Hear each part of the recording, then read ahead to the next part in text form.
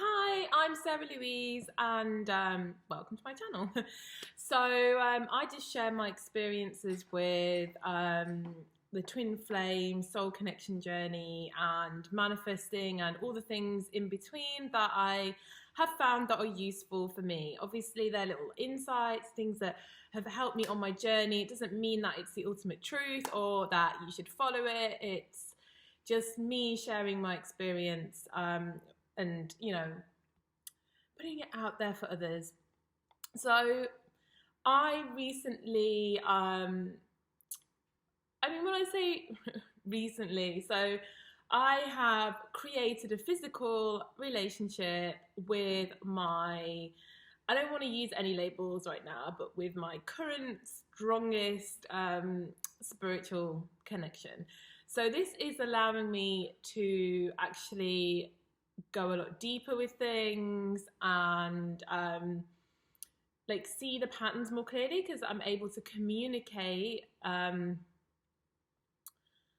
able to communicate things. So first of all, and I'm able to hear back. So I'm being able to get physical feedback rather than kind of relying on, energetic feedback or my assumptions or my woundings or anything like that. So I actually was going to start somewhere else, but I think I'm going to do this video because it really opens up to kind of learning to communicate properly. So I really wasn't able to be in a position where I could hold down any kind of relationship. And I'm talking obviously strong connections. Obviously, it's very easy to be in a relationship where you're not really heavily triggered because it's just much easier to be in them, right?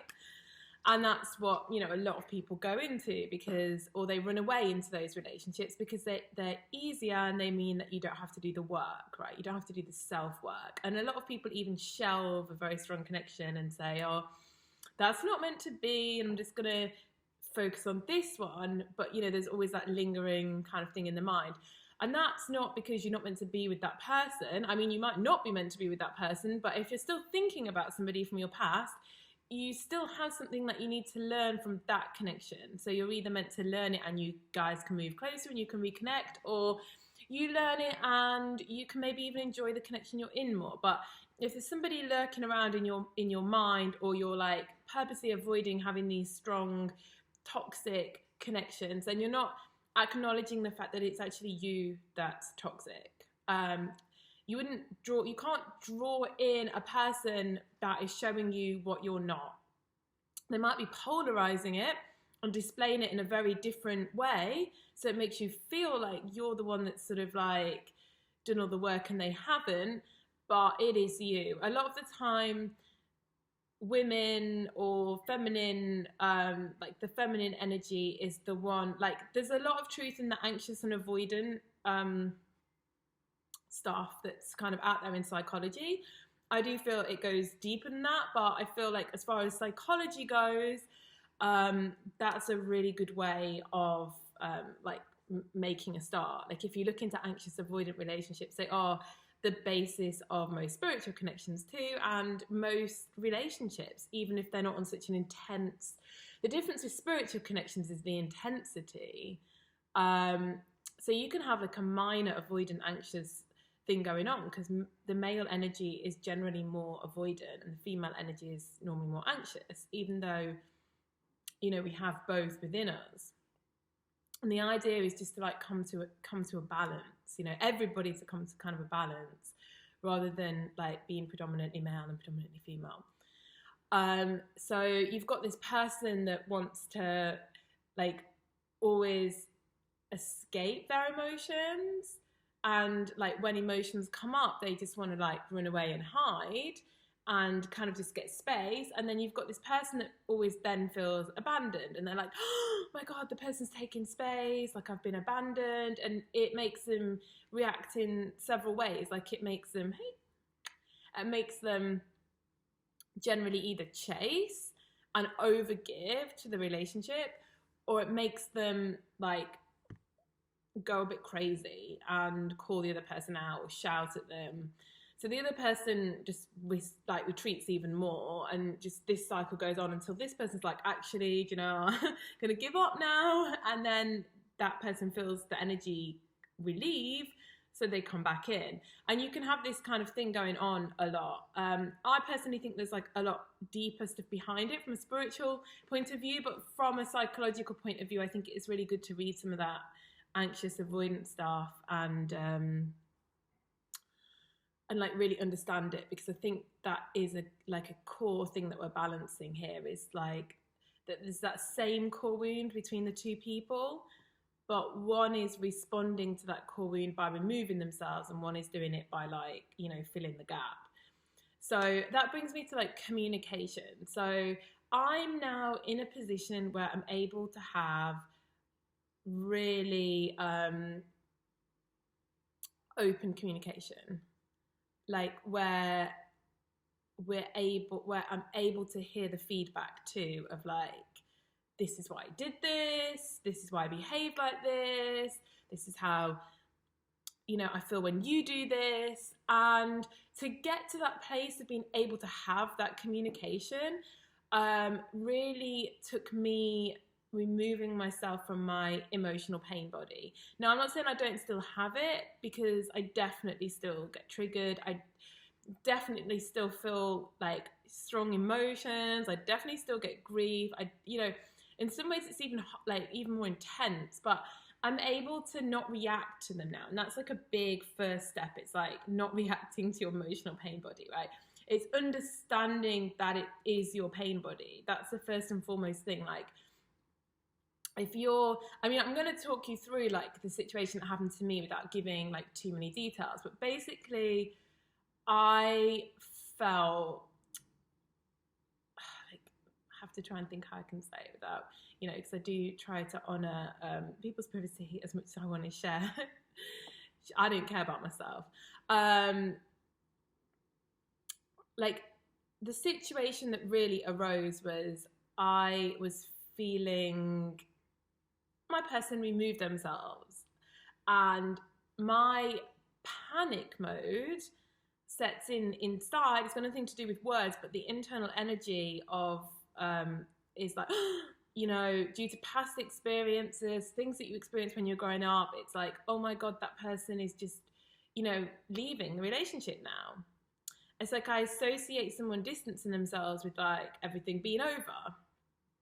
So then I go into like, in the past, I would normally go into sabotage mode, where I'd sort of just end it before they could, or like send some kind of ultimatum, or, you know, like do something that basically just sealed the deal, because it was easier than like, you know, sitting with that like rejection wound or whatever wound it is that's being triggered.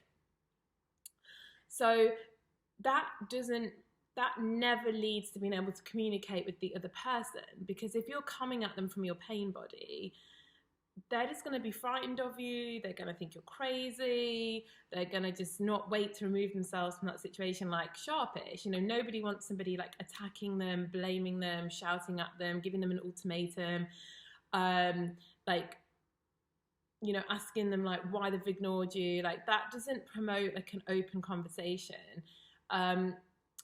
Whereas if you can sit with that feeling, like all these feelings are valid, you know, they're all things that we're valid to feel. It's not stupid to feel abandoned, to feel rejected, to feel all these things, you know, like they need to be processed and integrated. So feeling them is okay. It's just processing them in the right way and like understanding why they're there, like why they've come up, and really neutralizing your energy before you communicate.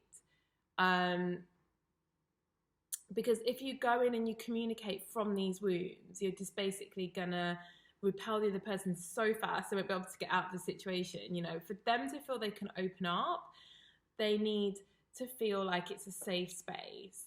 So it doesn't mean you're not valid to have those emotions, and that you're not valid to say, this is how this made me feel, but it's very different and safer space for that person to feel they can communicate than sort of like shouting at them and telling them off or sending them ultimatums.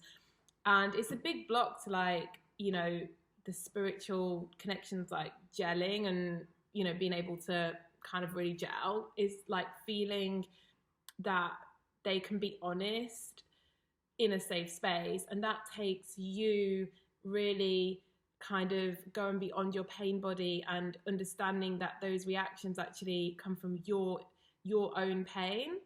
They're triggering it, but it's your wounds. So yeah, basically this person did something, I mean, we can call it wrong, right? So they did something where they weren't honest. It's not like cheating or anything, but it obviously made, but I didn't realize at the time. So I just felt this person getting more and more distant. And then it all just culminated in sending this massive long message and being really honest about it. And of course, I could have been really angry about it. But instead, I sat with it, and I'd actually already I'd already sat with my pain the day before, actually, because I'd come to I kind of knew myself. So it meant that I could actually talk through this issue and without just shouting or reacting or coming from my wounds. I neutralized them to the point where I could have a conversation about it without reacting. And it meant that they opened up to me on a really deep level about why it happened, why they did it, how bad it made them feel. They couldn't even tell me to begin with because they were just so losing it. And it actually made me feel after this conversation, it made me feel so empowered and so much love, and the connection felt deeper. And it is that thing, shifting off of layers. It was going through that pain, and understanding, trying to find that understanding between you. And I mean, that's the point. If they're not willing to try and do that, then I mean, you just have to let them go, or if they're not willing to meet you with that openness. But most of the time, if they're not, it's because you're not really there either. When I know in the past I couldn't have conversations without reacting or feeling insecure, or I couldn't even express my own truth properly. So it's easy at the time to say things, but in hindsight I know that that's the first time I've been able to have that kind of conversation myself. So I got it back. It was a reflection in a mirror. And yeah, then of course you can decide what you do with that. So if somebody behaves badly to you, of course, then that's when you step away and you're do I really want to continue this? Do I want to, do I really feel this is my strongest connection and I want to work through this? And sometimes even with manifesting, it's just easier to start over and just start from a fresh energy. And it all depends just how much you're feeling and where you are with your journey and just what you resonate with. That's your decision, but there's never anything to be gained by going into a situation in your emotional pain body. Nothing. If you need to, just say actually I'm a bit upset about this at the moment, so I can't communicate about it, and I'll communicate with you when I feel like I'm in a better place to communicate. But coming from that real wounded energy is just never gonna get a positive response back. So that's the key thing in your journey, is to really work on being able to neutralize that stuff yourself, see it as you, and they just triggered that wound in you. Whatever it is, it can be anything. It can be the worst thing in the whole world, but you've attracted it because you have nothing should make you feel pain. Nothing another person does or says, if you're in the right space, should make you feel pain. It can make you feel I want to remove myself from this situation, but the pain is yours. The pain is your pain body. It's your responsibility. And I know not everybody wants to hear that, but it just is like, and if you want to feel free and you want to feel enlightened and you want to have like a higher conscious relationship, like you have to take ownership of all of your pain and acknowledge it as yours. And yeah, that person showed it to you with their actions, but it is yours and it's your responsibility to remove. And when you have, you won't attract it anymore. You know, obviously, I'm not saying like stay in unhealthy, unsafe situations. You can remove yourself and do the work. But when you get to a certain place, it's actually really nice to do it in like a physical way. And, you know, be able to like communicate, because it really helps you see so much more about yourself. When you know, it turned out, because in this situation, so I basically was feeling like this person just didn't care about me, and they were emotionally cold, and they just weren't considering my feelings or thinking about me. And then because the way that I reacted to it kind of culminated into a bigger thing, wasn't crazy and insane and accusatory, it allowed them to really be honest and explain, you know, that actually it was the intensity of the feelings and how overwhelming that was that actually caused them to behave like that. And I'm not saying it excuses like all kinds of behavior, but it does allow you to know the truth. Like it gives them the space to be honest with you, and then you can make decisions from there, right? But if you're not creating that safe space and you're like constantly like reacting, you know, no one's gonna feel like they can be honest and open back. They're just going to react back. This is going to be the mirror. So I hope that made some sense. And yeah, I hope that helped some of you that are like kind of in the beginning stages of like reopening communication with somebody, like a strong connection. You know, really, if you feel in any way triggered or upset by any of their behaviors, like say, for example, they just cancel meeting you. And it's annoying, right? Like, you know, everybody would get annoyed. I'm going to do another video on like kind of what to do in these situations, because I've really been learning a lot over the last week. But rather than like attacking them, you can deal with that energy yourself, and you can be like, okay, how did that make me feel? You know, maybe it felt like they didn't value my time. And then you can really look at yourself and be like, where do I not value my time? Where am I over giving to people? Where am I like not like honoring myself? And, you know, and you'll always see that there's a reflection there of something that you're doing to yourself. And when you actually make that change, you know, your environment will change. But there's no harm in communicating this stuff, but when it can come from a place of that level of understanding. So you understand that it's your wound, and you can still say, you know, when you did that, this is how it makes me feel. And then, you know, that person will probably then offer, you know, the truth of why they did it. And you might actually find that it's very different to them not valuing your time. It might be that they don't value your time, but, you know, in a strong connection, you might really actually be surprised. But if you don't give them the space to tell you, and they don't feel they can be honest with you without some kind of reaction, it's probably not going to happen. And then it's like push and pull will just, you know, continue. So yeah, I hope that helped in some way, and bye.